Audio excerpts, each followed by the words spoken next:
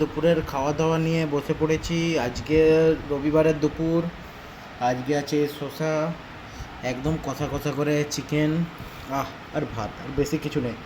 মা, ওলের চাটনি ছিল তো মা? দাও তো। এই ওলের চাটনিটা একটু নিতে হবে, ওর আগে কিছু নেই। আলুটা একদম নরম ভাবেই হয়েছে, গরম। একটু মেটেটা ছিঁড়লাম, নিয়ে এরকম করে বাইট।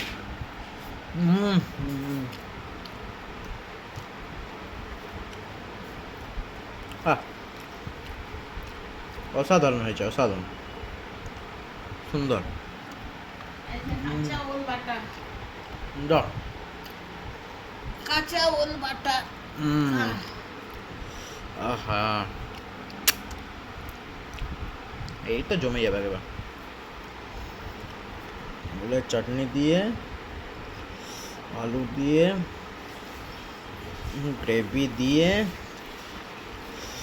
মাখায়া, একদম বাইট দেখুন, এই দেখ বাউন।